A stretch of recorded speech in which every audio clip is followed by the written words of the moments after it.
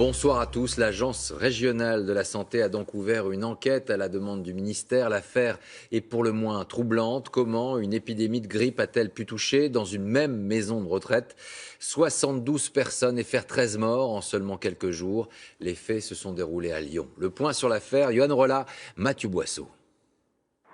Au pied de ces fenêtres, derrière lesquelles les pensionnaires restent confinés toute la journée, ce défilé de visiteurs, pressés de prendre des nouvelles de leurs proches, avec angoisse. Je suis désolée, je suis un petit peu émue. Parce que mine de rien, c'est quand même très très dur. À ce jour, ma mère, elle est très très prise au niveau de la gorge et des bronches. Je fais comme les autres, je subis. Entre le 23 décembre et le 7 janvier, 72 des 102 résidents de cette maison de retraite ont été touchés par la grippe. 13 sont décédés. Des victimes pour la plupart extrêmement fragiles, âgées de 86 à 102 ans. Mais comment expliquer leur nombre ? Certains parents s'interrogent sur d'éventuelles défaillances de l'établissement. Dès que j'ai reçu le bon pour la vacciner, je l'ai emmenée à l'accueil. Et à un moment, l'infirmière m'a demandé « Est-ce que vous êtes d'accord pour la vacciner ?» Je dis « Bah oui, j'ai donné le bon. » Non, mais il faut qu'on ait l'accord oral. Alors vous imaginez s'il y a des gens qui habitent à Perpète et qui n'ont pas l'accord oral, on les vaccine pas ? Dès le 21 décembre dernier, la ministre de la Santé avait rappelé aux maisons de retraite l'importance de la vaccination et appelé à la vigilance.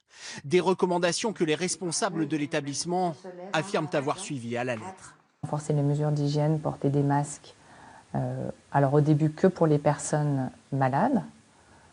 On a limité les visites mais pas interdit. Toutes les personnes malades étaient isolées en chambre. Ce soir, 6 pensionnaires de la maison de retraite sont encore hospitalisés.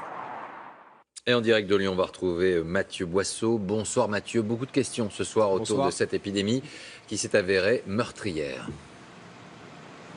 Oui, une enquête et beaucoup de questions, effectivement. D'abord, pourquoi autant de résidents ont-ils été contaminés? Il faut en fait savoir si les mesures de précaution ont été appliquées assez tôt et surtout si elles ont été bien respectées. L'autre question, c'est de comprendre pourquoi le taux de vaccination est aussi faible ici. 40% seulement contre 80% en temps normal, 80% aussi dans ce même établissement l'année dernière. Il y a pour l'instant plusieurs pistes pour y répondre. D'abord, les refus de certains résidents ou de leurs familles de se faire vacciner. C'est le cas pour 13 d'entre eux au moins. Il y a aussi une épidémie qui serait survenue plus tôt que prévu. Ça, c'est l'argument du personnel médical du groupe. Mais il y a enfin une autre question que se posent plusieurs familles. Ce soir, la campagne de vaccination a-t-elle tout simplement été bien menée, bien organisée dans cet établissement?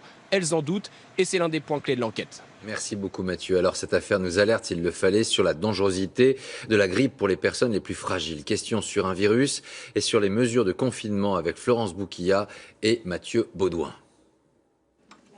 La grippe est arrivée mi-décembre et a rapidement envahi toute la France. Particulièrement virulente, elle a déjà entraîné de nombreuses hospitalisations chez les plus de 65 ans. Alors ce virus est-il plus dangereux que d'habitude ? Baptisé AH3N2, ce virus est un cousin de celui qui a entraîné une surmortalité de 18 000 personnes il y a 2 ans. Il ne s'attaque pas directement aux poumons, mais génère des complications chez les personnes affaiblies. Le diagnostic est donc parfois plus complexe, d'où l'importance de la vaccination.